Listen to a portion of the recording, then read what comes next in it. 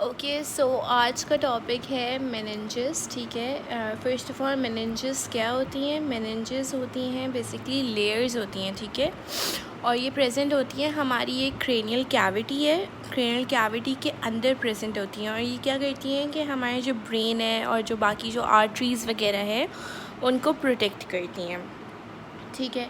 अब basically meninges 3 types की होती हैं, ठीक है, 3 लेयर्स से मिलके बनती है मेनिंजेस, ठीक है। हम लोग लेयर्स को एक एक करके डिस्कस करेंगे। सबसे पहले मैं बता दूं कि 3 तरह की लेयर्स होती हैं, ड्यूरा मैटर, एरेक्नोइड मैटर और पाया मैटर, ठीक है। सबसे पहले ड्यूरा मैटर के बारे में पढ़ेंगे। ड्यूरा मैटर देखो सबसे ज़्यादा एक्सटर्नल लेयर होती है, ठीक है, सबसे बाहर प्रेजेंट होती है हमारे। अब ये हमारी क्रेनियल कैविटी है, ठीक है, ये क्रेनियल कैविटी है। अब सबसे एक्सटर्नली प्रेजेंट होगी ड्यूरा मैटर।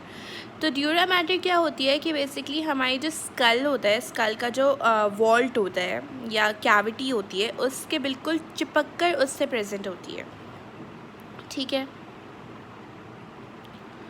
अच्छा, ड्यूरा मैटर्स की 2 लेयर होती हैं, ठीक है, 2 लेयर से मिलके बनता है। सबसे पहले आउटर लेयर जिसको हम कहते हैं एंडोऑस्टियल लेयर, और एक होती है इनर लेयर जिसको हम कहते हैं मेनिंजियल लेयर, ठीक है।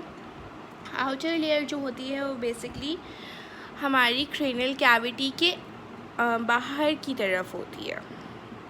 ये हमारी क्रेनियल कैविटी है, इसके बाहर की तरफ लाइन करेगी हमारी ड्यूरा मैटर की एंडोऑस्टियल लेयर, और जो अंदर की तरफ होगी थोड़ी सी अंदर, ये नहीं पूरी अंदर, थोड़ी सी अंदर।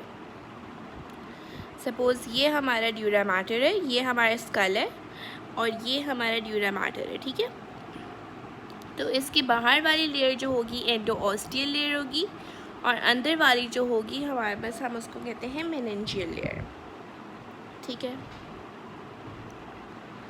अब यहाँ पर 2-3 चीज़ें इम्पॉर्टेंट हैं कि हमारी जो एंडोऑस्टियल लेयर होती है ना, ये क्या करती है कि ये पर्पल वाली जो है, ये पर्पल की ये जो ब्लैक देख रहे हैं ना, ये वाली, ये है हमारी एंडोऑस्टियल लेयर। ये क्या करती है, ये अंदर लाइन करती है, ठीक है, इसने अंदर लाइन किया।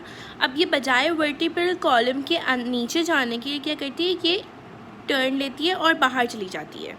बाहर किधर जाती है? हमारे हेड की तरफ, सही है। तो इसने क्या किया, इसने पूरा अंदर लाइन किया, ऐसे ऐसे इसने पूरा ऐसे यहाँ पर पूरा अंदर लाइन करेगी। यहाँ पर हमारा फोरामेन मैग्नम आता है। फोरामेन मैग्नम से ये नीचे नहीं जाएगी, नीचे के बजाय ये ऊपर चली जाएगी, हमारे स्काल्प जो होता है उसको कवर करने लग जाएगी, सही है। अब ये ग्रीन वाली देखो, ग्रीन वाली क्या है? Meningeal layer. मेनिंजियल लेयर क्या करती है? इनर लाइन करती है, लेकिन और ये बाहर जाने के बजाय ये नीचे जाती है, फोरामेन मैग्नम से नीचे चली जाएगी वर्टिब्रल कॉलम तक, ठीक है। अब मेनिंजियल लेयर जो होती है वो बेसिकली अंदर वाली होती है, ठीक है। अब मेनिंजियल लेयर क्या होता है कि ना, यहाँ पर हमें पता है कि हमारे ब्रेन के काफ़ी सारे पार्ट्स पड़े हुए हैं, ठीक है। सेरिब्रल हेमिस्फीयर्स आ गए, ठीक है, सेरिबेलम आ गया। अब उनके पार्ट्स के बीच में स्पेसेस होती हैं, ठीक है। तो मेनिंजियल लेयर क्या करती है, उन स्पेसेस के अंदर चली जाती है, दरमियान में चली जाती है, घुस जाती है अंदर, ऐसे समझो। ये हमारा एक सेरिब्रल हेमिस्फीयर है, जहाँ मेरा कर्सर है वो हमारा सेरिब्रल हेमिस्फीयर है। अब और ये दूसरा सेरिब्रल हेमिस्फीयर है। ये क्या करेगा, मेनिंजियल लेयर आएगी, इन दोनों के बीच में जो स्पेस प्रेजेंट होगी, इन दोनों के बीच में चली जाएगी। इस तरह बेसिकली ये सेप्टम्स बना रही थी। सेप्टम हम किसको कहते हैं? कैविटी होती है जिसके अंदर फ्लूइड होता है। तो मेनिंजियल लेयर क्या करेगी? सेप्टम्स बना रही थी। ये 3 तरह के सेप्टम्स बनाती है, फॉल्स सेरिब्री, टेंटोरियम सेरिबेलाई और फॉल्स सेरिबेलाई, ठीक है। इसको मैं एक एक करके डिस्कस करती हूँ। सबसे पहले हम बात करते हैं फॉल्स सेरिब्री की, ठीक है। फॉल्स सेरिब्री बेसिकली क्या है? सिकल शेप का होता है, सिकल शेप ऐसा होता है, ठीक है, जिससे हम लोग घास वगैरह काटते हैं। अब ये फॉल्स सेरिब्री जो है हमारा, ये रहा, ये पूरा आउटलाइन जो हो रहा है, ठीक है, ये कैसा है, सिकल शेप का है, सही है। ये यहाँ से ब्रॉड है, पोस्टीरियरली ब्रॉड होता है ये, और ये एंटीरियरली टेपर्ड होता है या नैरोड कह लो, ठीक है। एंटीरियरली क्या होता है, इसकी अटैचमेंट्स पढ़ते हैं सबसे पहले। एंटीरियरली ये हमारी नोज़ है, ठीक है। नोज़ के हमें ऊपर पता है ये फ्रंटल बोन प्रेजेंट होती है। हमने बोन्स में पढ़ा था कि हम अगर internal structure of frontal bone देखें तो फ्रंटल बोन के बेसिकली हमने पढ़ा था कि 2 फ्रंटल्स बोन होती हैं जो हमारे फीटस में पहले 2 होती हैं और फिर वो फ्यूज़ हो जाती हैं। तो जब वो फ्यूज़ होती हैं तो वो एक बेसिकली डिप्रेशन और 2 एलिवेशंस क्रिएट करती हैं, जिसको हम कहते हैं फ्रंटल क्रेस्ट और क्रिस्टा गैली। तो ये जो फॉल्स सेरिब्री है ये एंटीरियरली किस पे अटैच होता है, क्रिस्टा गैली और फ्रंटल क्रेस्ट। फ्रंटल क्रेस्ट यहाँ दिखाया नहीं है। और पोस्टीरियरली क्या करते हैं, पोस्टीरियरली ब्लेंड होता है एक और सेप्टम के साथ जिसको हम कहते हैं टेंटोरियम सेरेबेलाई, ठीक है। अच्छा, उसके अलावा अब फॉल्स सेरेब्री में क्या है, फॉल्स सेरेब्री में 2 तरह के साइनस प्रेजेंट है। साइनस हम किसको कहते हैं, स्पेसेस के बीच में, ठीक है। स्पेसेस क्या है, 2 तरह की स्पेसेस प्रेजेंट है। एक तो है सुपीरियर सजाइटल साइनस। अच्छा, हम इसको सुपीरियर सजाइटल साइनस क्यों कहते हैं, अगर हम अपना ब्रेन का अपने स्कल का व्यू इधर ऊपर टॉप से देखें, सपोज़ ये रबर मेरी आई है, अगर हम इसको यहाँ से देखें तो हमारा ये सजाइटल व्यू है, ठीक है, टॉप वाला व्यू है। तो इसलिए हम इसको कहते हैं सुपीरियर सजाइटल। सुपीरियर मतलब इसके ऊपर, फॉल्स सेरेब्री के ऊपर जो स्पेस होगी उसको हम कहते हैं सुपीरियर सजाइटल साइनस, और फॉल्स सेरेब्री के नीचे जो स्पेस होगी इसको हम कहते हैं ये हमारा है इन्फीरियर सजाइटल साइनस, ठीक है। एक और साइनस आता है हमारा जो हमारे पास बेसिकली फॉल्स सेरेब्री और टेंटोरियम सेरेब्लाई, यहाँ है टेंटोरियम सेरेब्लाई, इन दोनों को सेपरेट करते हैं। इन दोनों को कौन सेपरेट करते हैं, स्ट्रेट साइनस, जिसको हम ट्रांसवर्स साइनस भी कहते हैं। अब हम आते हैं टेंटोरियम सेरेब्लाई की तरफ। टेंटोरियम सेरेब्लाई बेसिकली क्या है, क्रीसेंट शेप का यानी मून शेप्ड का है, और ये कहाँ प्रेजेंट होता है, ये हमारा फॉल्स सेरेब्री था, ये हमारा आ गया टेंटोरियम सेरेबेलाई। ये देखो, ये हमारा है फॉल्स सेरेब्री और ये है हमारा टेंटोरियम सेरेबेलाई। फॉल्स सेरेब्री की बिल्कुल नीचे प्रेजेंट होता है, ठीक है। और ये सेपरेट कैसे होता है, स्ट्रेट साइनस से। स्ट्रेट साइनस किसके बीच में प्रेजेंट होता है, फॉल्स सेरेब्री और टेंटोरियम सेरेबेलाई के बीच में, ठीक है। ये मैंने बता दिया था कि ये बेसिकली होता है क्रीसेंट शेप यानी मून शेप्ड का होता है, और ये किसको कवर करता है, सेरिबेलम। और हमारे पास सेरिब्रल हेमिस्फीयर के जो ऑसिपिटल लोब्स होते हैं, जब मैं पूरा पढ़ाऊँगी तो उसमें बताया जाएगा कि सेरिबेलम यहाँ ऑसिपिटल बोन होती है हमारी। अगर बोन का स्ट्रक्चर नहीं पढ़ा तो ये बिल्कुल समझ नहीं आएगा, ठीक है। ऑसिपिटल बोन होती है ये पीछे, वहाँ पर लोब्स होते हैं सेरिब्रल हेमिस्फीयर के, जिसको हम कहते हैं ऑसिपिटल लोब्स, वो वहाँ पर प्रेजेंट होते हैं, ठीक है। तो ये कवर करते हैं बेसिकली सेरिबेलम को और occipital lobe of cerebral hemispheres, ठीक है। अब टेंटोरियम सेरेबेलाई जो होते हैं अटैच कहाँ से होते हैं, ये पोस्टीरियरली यहाँ हमारी होती है ऑसिपिटल बोन, और एंटीरियरली यहाँ पर ये होती है टेम्पोरल बोन। टेम्पोरल बोन के साइड्स पे अटैच्ड होता है। उसके बाद हम आते हैं थर्ड पार्ट की तरफ। थर्ड पार्ट बेसिकली है हमारा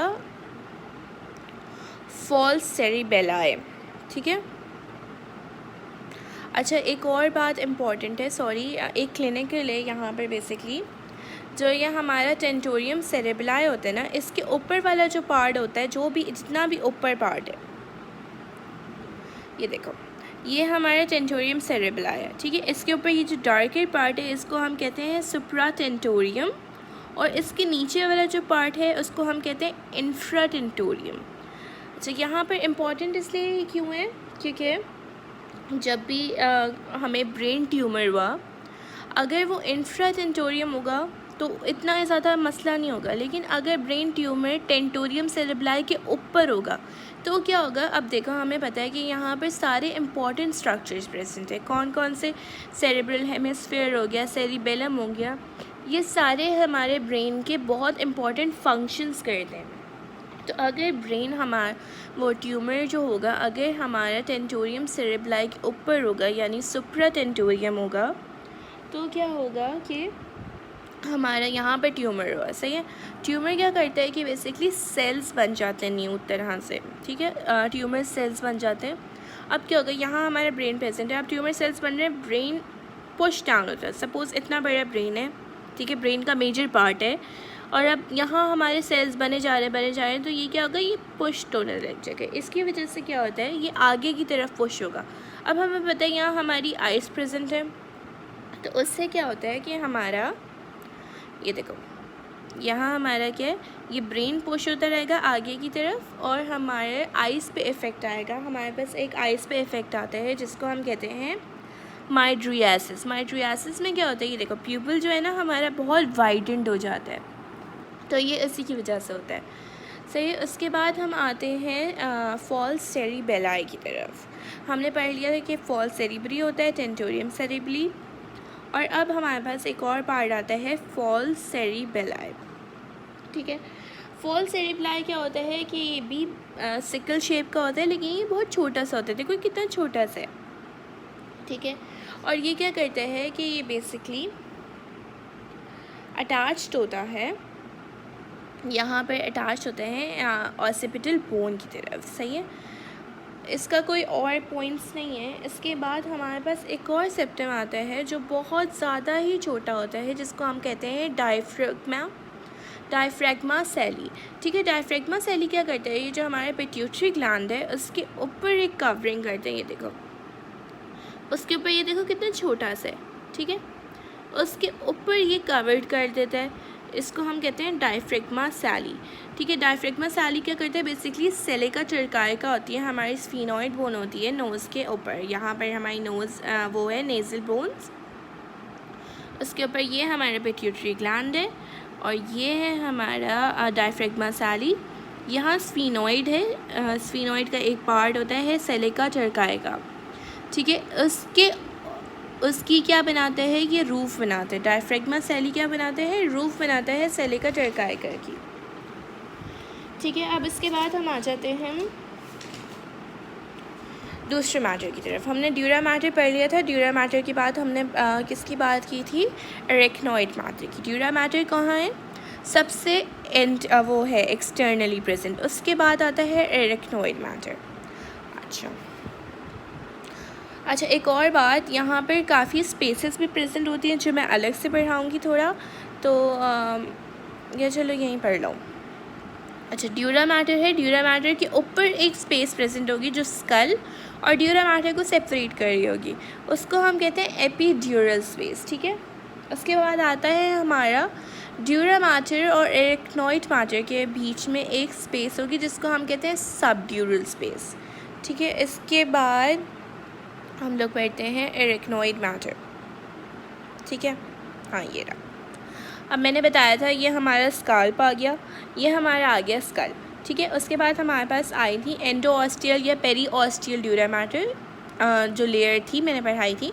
उसके बाद आती है meningeal layer of dura mater. फिर हमारे पास आती है सब ड्यूरल स्पेस। ये जो स्पेस है बीच में मेनिंजियल लेयर की और एरेक्नॉइड मैटर के बीच में जो लेयर वो स्पेस है उसको हम कहते हैं सबड्यूरल स्पेस या सबड्यूरल स्पेस, ठीक है। अब हम पढ़ते हैं एरेक्नॉइड मैटर को। अच्छा, एरेक्नॉइड मैटर के बेसिकली इम्परमिएबल मेम्ब्रेन है, यहाँ से हमारे अंदर तक कोई चीज़ें नहीं जा सकती अनटिल अनलेस कोई पैथोलॉजी ना हो, ठीक है। अच्छा, ये कहाँ लाई करती है, ड्यूरा मैटर और पाया मैटर के बीच में सैंडविच्ड होती है। तो ये बेसिकली मिडिल लेयर है जो ड्यूरा मैटर और पाया मैटर के बीच में प्रेजेंट होगी, ठीक है। यहाँ पर हमने दो स्पेसेस की बात की थी। सबसे पहले तो आ जाती है सबड्यूरल स्पेस जो ड्यूरा मैटर और एरेक्नॉइड मैटर के बीच में होगी, ठीक है।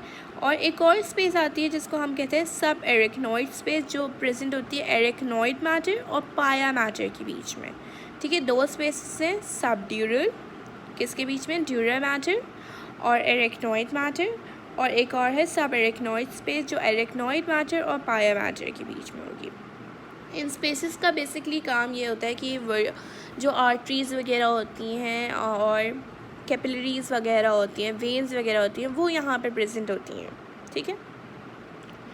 अच्छा, उसके बाद हमारे पास एरेक्नॉइड मैटर के बेसिकली क्या होता है कि हमारे ब्रेन में ना सल्कस प्रेजेंट होते हैं। जब मैं पूरा स्ट्रक्चर पढ़ाऊँगी तो मैं बताऊँगी कि सल्कस क्या होता है। सल्कस बेसिकली क्या होती हैं, ग्रूव्स होती हैं ब्रेन की, ठीक है। तो एरेक्नॉइड मैटर क्या करता है कि उन सल्कस के अंदर नहीं जाता। सपोज़ ये सल्कस है, ठीक है, ये ग्रूव है, उनके अंदर नहीं जाएगा, उनके ऊपर से एक एलिवेशन बना देगा, ठीक है। उसके अलावा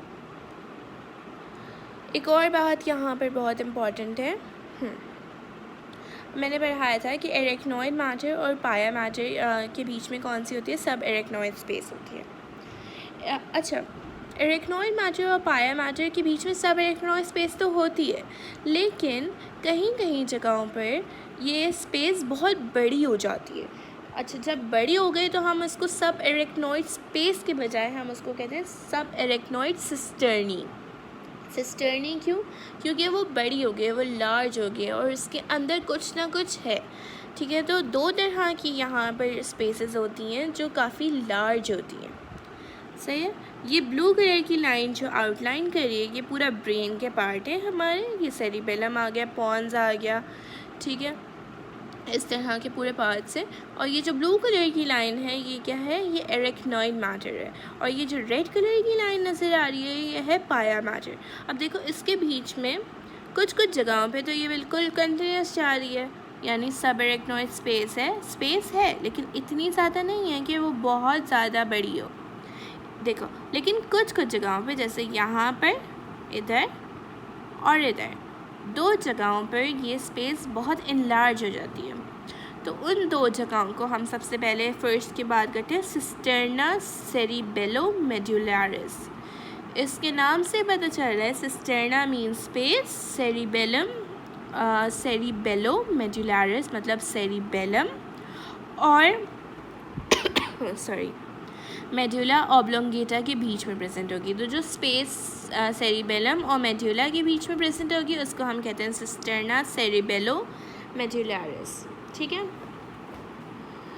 और इसके अलावा आती है सिस्टर्ना इंटरपेंडिकुलरिस, ठीक है। अब हमें इंटरपेंडिकुलरिस क्यों कह रहे हैं, यहाँ पर बेसिकली प्रेजेंट होते हैं दो सेरिब्रल पेडंकल्स, ठीक है। जब मैं सेरिबेलम पूरा पढ़ाऊँगी उसमें दो पेडंकल्स आते हैं, यानी दो एलिवेशंस कह लो, वो आती हैं। उन दोनों के बीच में प्रेजेंट होती है सिस्टर्ना इंटर मतलब दरमियान, और पेंडिकुलरिस मतलब पेंडिकल्स ऑफ सेरिबेलम, ठीक है।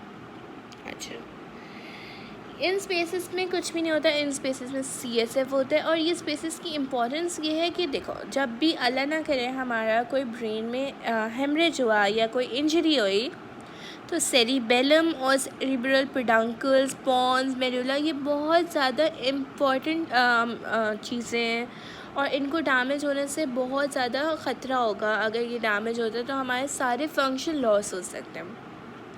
तो इसलिए यहाँ पर CSF फिल्ड होता है। CSF क्या होता है, एक फ्लूइड होता है जो बेसिकली कुशनिंग प्रोवाइड करता है, और उसके अलावा उसके काफ़ी और भी फंक्शंस हैं जो CSF के चैप्टर में डिस्कस होंगे।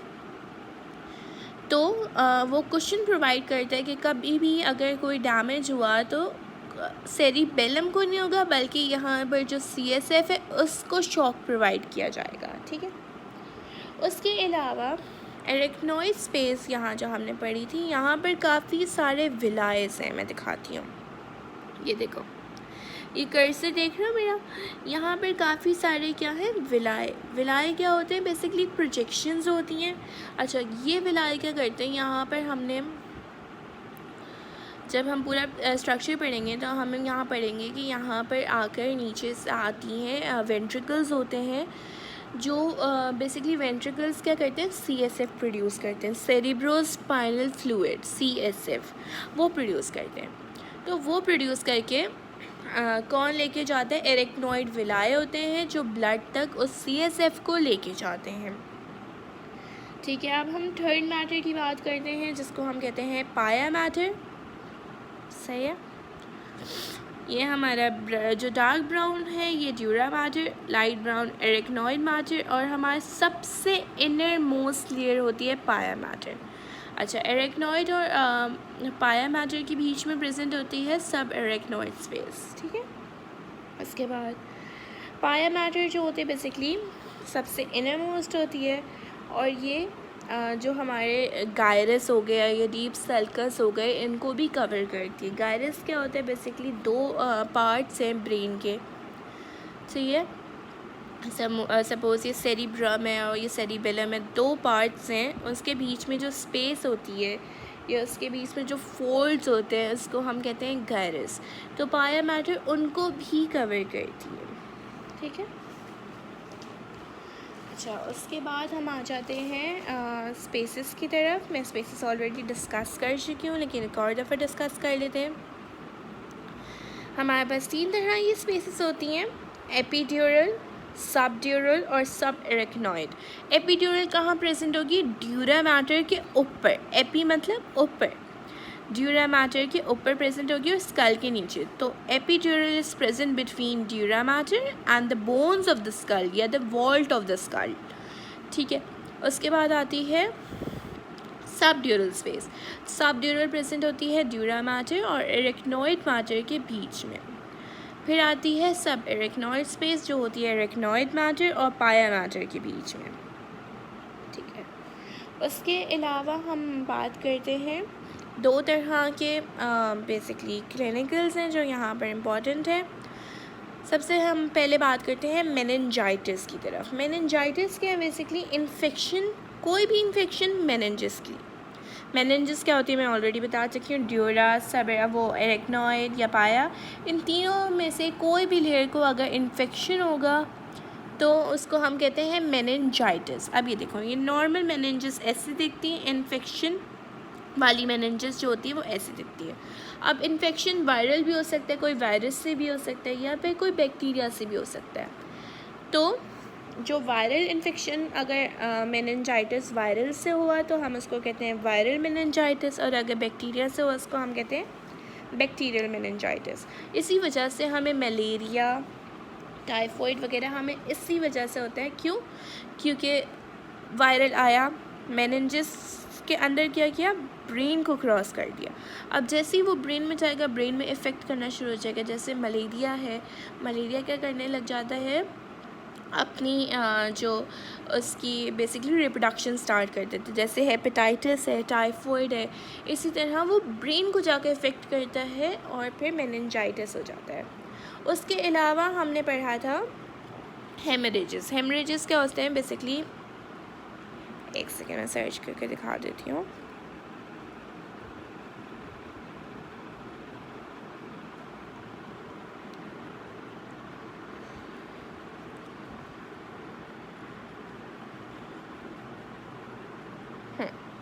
हेमरेज क्या होता है कि बेसिकली जैसे हमें कोई इंजरी हुई और हमारा ब्लड एक्यूमुलेट हो गया। अब ब्लड जो एक्यूमुलेट होगा वो कहीं भी हो सकता है, किसी भी टाइप ऑफ किसी भी स्पेस के दरमियान हो सकता है, या तो सबड्यूरल हो सकता है, एपिड्यूरल हो सकता है, या सब एरेक्नॉइड हो सकता है। ठीक है, अब जहाँ जहाँ एक्यूमुलेट होगा उसकी वजह से हमें उसके फंक्शंस में इशू आएगा। ठीक है, उसके बाद हम बात करते हैं यहाँ पर ड्यूरल नर्व सप्लाई और ड्यूरल आर्टेरियल सप्लाई। और ड्यूरल वेरियस ड्रेनेज है लेकिन वो अलग से है, पूरा वो काफ़ी बड़ा है तो वो अलग से पढ़ाऊँगी। लेकिन ड्यूरल नर्व सप्लाई जो है बेसिकली हमारे पास 4 तरह की नर्व्स होती हैं। सबसे इम्पॉर्टेंट है ट्राइजेमिनल नर्व, फिर आती है वेगस नर्व, फिर आती है अपर सर्वाइकल नर्व्स और सिंपैथेटिक ट्रंक। ठीक है, और हमारी जो आर्टेरियल सप्लाई है वो हमारा बेसिकली होता है इंटरनल कैरोटिड, मैक्सिलरी और ऑसिपिटल आर्टरीज़। ये सिर्फ इनके नाम इम्पॉर्टेंट है, इनके बस देख लेना कि ये कहाँ से आ रही हैं, क्यों आ रही हैं, लेकिन ये ज़्यादा इम्पॉर्टेंट नहीं है। बस ये पता होना चाहिए कि इनके नाम आने चाहिए एंड दैट्स इट। तो